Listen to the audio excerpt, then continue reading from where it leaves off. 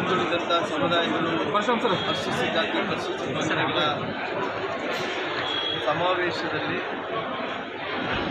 ನನ್ನ ಸೋದರಿಯಾದಂಥ ಸಾಮಾನ್ಯ ಬಂಗಾರ ಹನುಮಂತನವರು ಈ ಭಾಗದ ಜನಪ್ರಿಯ ಸಂಸದರು ಜೊತೆಗೆ ಮಂತ್ರಿಗಳಾದಂಥ ಪ್ರಹ್ಲಾದ್ ಜೋಶಿಯವರು ಮತ್ತು ಅನೇಕ ಮಂದಿ ಮುಖಂಡರ ಜೊತೆಯಲ್ಲಿ ಇವತ್ತು ಕೆಳ ಸಮುದಾಯಗಳು ಇದ್ದಾವೆ ಸುತ್ತಮುತ್ತಲಿನ ಅವೆಲ್ಲ ಕೂಡ ನರೇಂದ್ರ ಮೋದಿಜಿಯವರು ಪರವಾಗಿ ನಿಲ್ಲಬೇಕು ಅನ್ನೋ ಒಂದು ರೀತಿ ಅವ್ರಿಗೆ ಸಂದೇಶವನ್ನು ಕೊಡುವಂಥ ಕೆಲಸ ಇವತ್ತಿನ ಸಮಾವೇಶದಲ್ಲಿ ಮಾಡ್ತಾರೆ.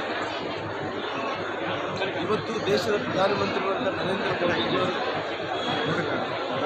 ಅವರು ಮುಂಚೆಯಿಂದ ಕೂಡ 10 ವರ್ಷಗಳ ಕಾಲ ಹಿಂದುಳಿದಂಥ ಸಮುದಾಯಗಳಿಗೆ ಒಂದು ಹೆಚ್ಚಿನ ಆದ್ಯತೆಯನ್ನು ಕೊಡುವಂಥ ಕೆಲಸ ಮಾಡಿದ್ದಾರೆ.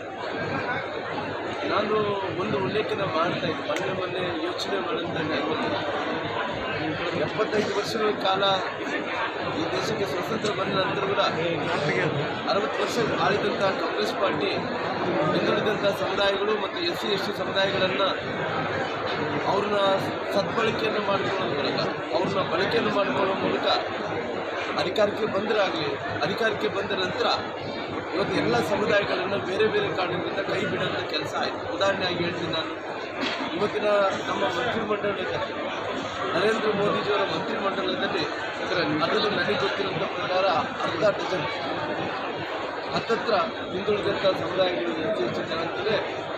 ಕ್ಯಾಬಿನೆಟಲ್ಲಿ ಜಾಸ್ತಿ ಇರುವಂಥದ್ದು ಇವತ್ತು ಇದೊಂದು ವಿಶಿಷ್ಟತೆ. ಯಾಕಂದರೆ ಹಿಂದುಳಿದಂಥ ಸಮುದಾಯಗಳಿಗೆ ಎಲ್ಲ ರೀತಿಯಲ್ಲೂ ಕೂಡ ಆದ್ಯತೆಯನ್ನು ಕೊಡುವಂಥ ಕೆಲಸ ಮಾಡಿ ಶಕ್ತಿಯನ್ನು ತುಂಬುವಂಥ ಕೆಲಸವನ್ನು ಮಾಡಿದ್ದಾರೆ.